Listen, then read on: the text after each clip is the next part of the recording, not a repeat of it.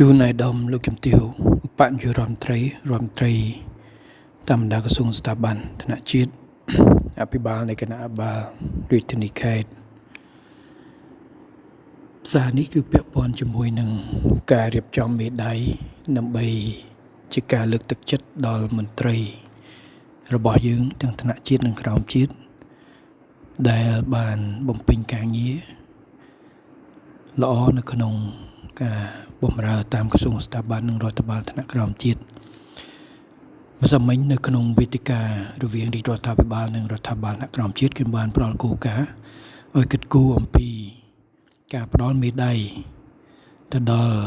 មន្ត្រីជាប់កិច្ចសន្យាគ្រូជាប់កិច្ចសន្យាដែលបានបំពេញការងារមួយរយៈហើយអត់ទាន់បានមានលទ្ធភាពស្នើសុំមេដាយជូនពួកគាត់ហើយតាមរយៈប្រព័ន្ធបណ្ដាញសង្គមខ្ញុំបានទទួលនៅសារជាច្រើនពីលោកគ្រូអ្នកគ្រូនិងមន្ត្រីរបស់យើងមិនត្រឹមតែមន្ត្រីកិច្ចសន្យាទេប៉ុន្តែមន្ត្រីក្របខ័ណ្ឌតែម្ដងដែលអ្នកខ្លះធ្វើការ10ឆ្នាំ20ឆ្នាំហើយមិនទាន់បានទទួលនៅមេដាយមួយទេជាការប៉ុណ្ណេះខ្ញុំដឹងថាកន្លងទៅគ្រប់បណ្ដាក្រសួងស្ថាប័នរដ្ឋបាលថ្នាក់ក្រោមជាតិបានធ្វើការស្នើសុំមេដាយជាបន្តបន្ទាប់ជូនមន្ត្រីរាជការរបស់យើងហើយខ្ញុំក៏ធ្លាប់បានណែនាំកិច្ចការងារនេះផងដែរប៉ុន្តែទោះជាយ៉ាងណាខ្ញុំក៏គិតថានៅមានចន្លោះប្រហោងនៅឡើយបើតាមរយៈសារដែលបងប្អូនគាត់ដាក់នៅក្នុង Facebook មកខ្ញុំនេះគឺប្រកាសជាមានករណីនេះអញ្ចឹងយើងដើម្បីដោះស្រាយនៅបញ្ហានេះខ្ញុំឲ្យធ្វើកិច្ចការងារពីរកិច្ចការងារមួយគឺចំពោះមុខនឹងមិនតាន់ធ្វើម្ដងគឺជូនទៅទីស្តីការគណៈរដ្ឋមន្ត្រីដើម្បីបង្កើតក្រុមការងារចំពោះកិច្ចមួយសម្រាប់ធ្វើការពិសេសមួយនេះដោយធ្វើការងារសហការជាមួយខាងជំនាញរបស់ក្រសួងស្ថាប័ននិងរដ្ឋបាលថ្នាក់ក្រោមជាតិដើម្បីស្រង់ឈ្មោះមន្ត្រីដែលបានធ្វើការងារយ៉ាងតិច10ឆ្នាំឡើងហើយសកម្មមានវត្តមានជាប់ជាប្រចាំមិនមែនមានបញ្ហាទេហើយដែលមិនដែលបានមេដាយសោះដើម្បីយើងរៀបចំធ្វើជូនគាត់តែម្ដងជាលក្ខណៈទ្រង់ទ្រាយធំប៉ុន្តែសូមបញ្ជាក់ថាយន្តការនេះគឺជាយន្តការពិសេសធ្វើតែម្ដងទេ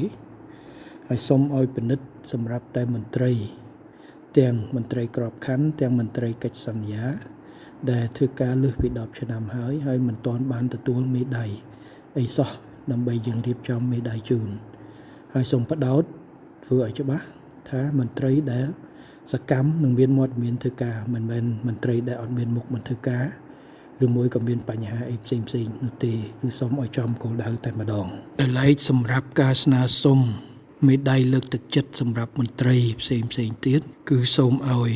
ក្រសួងស្ថាប័នរដ្ឋបាលថ្នាក់ក្រោមជាតិធ្វើការវាយតម្លៃនិងស្នើសុំដូចដែលបានធ្វើកន្លងទៅតាមនីតិវិធីជាធរមានដោយផ្អែកទៅលើស្នាដៃអតីតភាពនិងលក្ខខណ្ឌនានាដែលមានចែងនៅក្នុងបទដ្ឋានលិខិតបទដ្ឋាននីតិយុត្តនានាជាធរមានប៉ុន្តែក្នុងន័យនេះដែរខ្ញុំសូមឲ្យអាយដាមវង្សសីវិសុទ្ធពិនិត្យមើលយើងមានសារាចរណែនាំលេខ01ដែលចេញពីឆ្នាំ2001ដែលកំណត់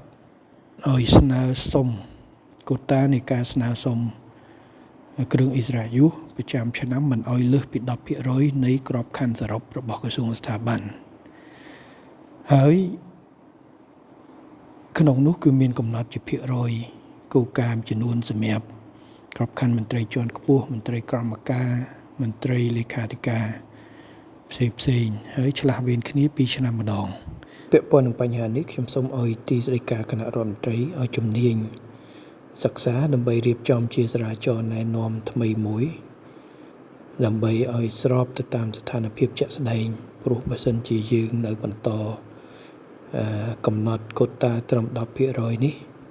គឺអាចលំបាកនៅក្នុងការផ្ដល់ឱកាសសម្រាប់មន្ត្រីរាជការបានទទួលនៅមេដាយប៉ុន្តែយើងមិនអាច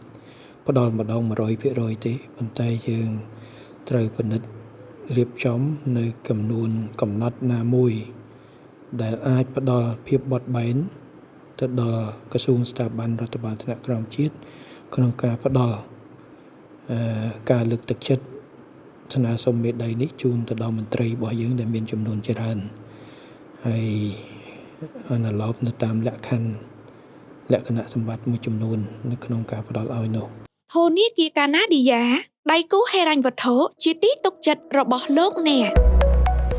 ស៊ីតាមភាសាចិនសារព័ត៌មានភាសាចិនរបស់កម្ពុជាទំនាក់ទំនងផ្សាយ070 66 33 70 069 22 22 69